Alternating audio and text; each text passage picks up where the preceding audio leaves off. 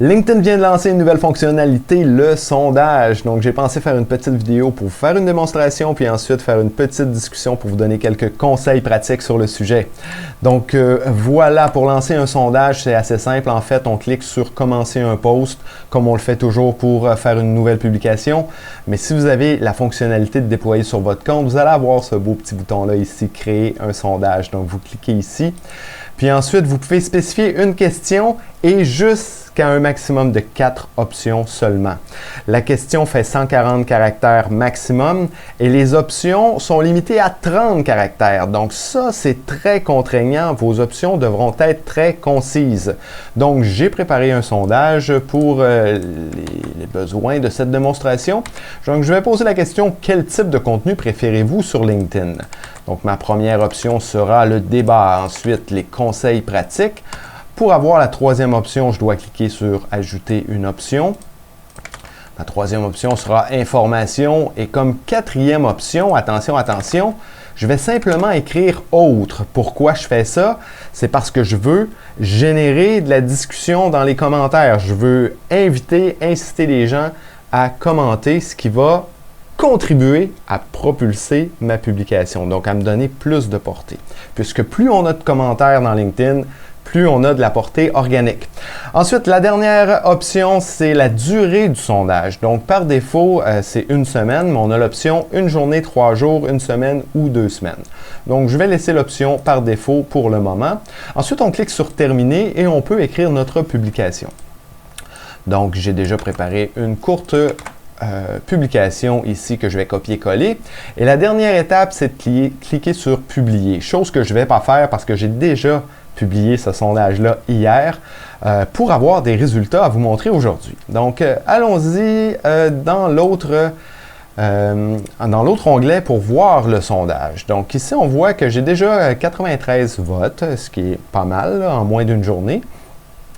Donc, vous pouvez voir qu'il y a un indicateur visuel des résultats, donc les barres en grisé ici, et que vous avez les résultats ici à droite de façon spécifique, donc des pourcentages spécifiques. Lorsque vous cliquez sur « Vote », eh bien là, c'est vraiment intéressant parce que vous pouvez voir qui a voté dans chacune des catégories. Donc, on va en discuter plus tard, mais vous pouvez commencer déjà à avoir tout le potentiel pour faire des études de marché, pour faire de la segmentation, etc., etc. Donc, j'en parle tout de suite après la petite démonstration. Maintenant, on va voir l'autre côté de la médaille. Donc là, ce qu'on voit, c'est la vue administrateur. On va aller voir la vue utilisateur. Donc, on a un sondage ici de Christelle de Foucault. Donc, on peut voir que comme utilisateur, la première option qu'on a, c'est simplement de voter. Donc, on ne voit pas de résultats. Et puis, lorsqu'on a voté, on a accès aux résultats. Mais, on n'a pas accès à cliquer ici pour voir qui a voté.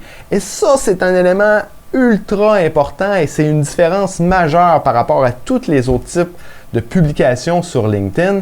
En fait, c'est que les mentions, les commentaires sont tous des engagements qui sont publics. Alors que la participation à un sondage, c'est un engagement privé. Ce qui veut dire qu'il y a une grande majorité de gens qui sont dans ce qu'on appelle la majorité silencieuse, qui ne se sentent pas nécessairement à l'aise à faire des mentions publiques ou à faire des commentaires publics, eh bien là, vont peut-être se sentir plus à l'aise à participer à des sondages puisque leur participation est privée. Ce qui veut dire que ça va peut-être avoir un impact sur l'engagement. Donc, moi, je prévois que les sondages vont probablement offrir beaucoup plus d'engagement pour cette raison-là. Donc, passons à la deuxième partie de la vidéo où je donne quelques petits conseils pratiques.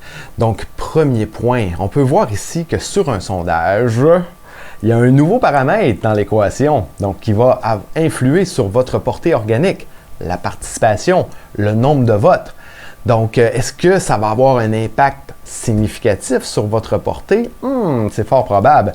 Puis, je vous dirais que l'algorithme va probablement traiter la participation un peu comme il traite les commentaires, c'est-à-dire que plus vous aurez de nombre de votes, plus vous aurez de la portée.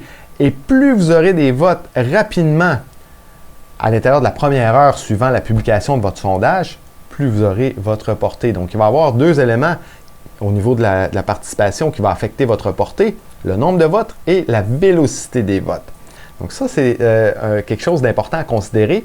Donc vous avez tout intérêt à écrire, à penser, à mijoter des questions qui vont intéresser, qui vont engager votre communauté pour que rapidement vous ayez des réponses puis beaucoup de participation sur votre sondage, ce qui va vous offrir une portée additionnelle. Le deuxième élément, il faut se poser la question, comment on va apporter de la valeur avec un sondage? Faut faire attention. Moi, je pense qu'il y a plusieurs personnes qui vont tomber dans le piège de faire des sondages pour leur propre compte. Donc, ils vont s'apporter de la valeur à eux-mêmes. Mais ce n'est pas la bonne façon pour engager votre communauté. Vous devez apporter de la valeur d'abord et avant tout à votre communauté. Donc, comme on sait, il y a deux façons d'apporter de la valeur, soit à travers notre contenu ou soit à travers la discussion que ça génère. Donc, j'ai plutôt l'impression que le sondage va être dans ce deuxième cas de figure.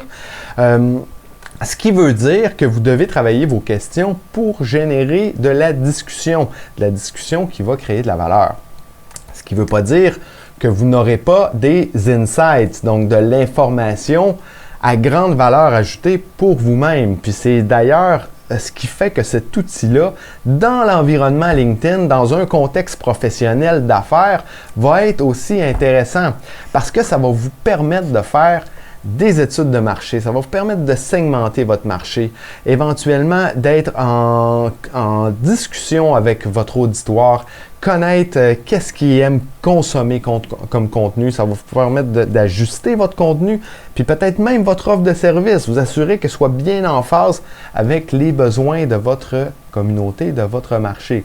Donc, vous voyez à quel point l'outil sondage, je sais qu'il y a des gens qui disent « Ah, LinkedIn apporte les mêmes fonctionnalités que Facebook, puis les autres plateformes dans les réseaux sociaux. » Peut-être, mais cet outil-là bien spécifique dans un contexte professionnel, à mon sens, est beaucoup plus puissant que dans Facebook où vous allez sonder votre famille plutôt que votre marché cible. On s'entend là-dessus.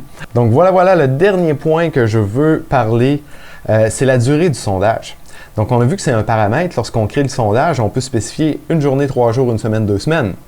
Mais ça, est-ce que ça veut dire que l'algorithme va pousser le sondage sur une période aussi longue? J'en doute. J'ai plutôt l'impression que la portée organique du sondage va être similaire à une publication standard, c'est-à-dire 24 à 36 heures, mais que le sondage va rester actif sur une période jusqu'à 2 semaines. Donc ça, c'est une nuance qui est très importante. Donc sur ce, je vous souhaite un bon week-end et je vous souhaite beaucoup de plaisir avec cette nouvelle fonctionnalité. Vous m'en donnerez des nouvelles dans les commentaires. Ciao, bye!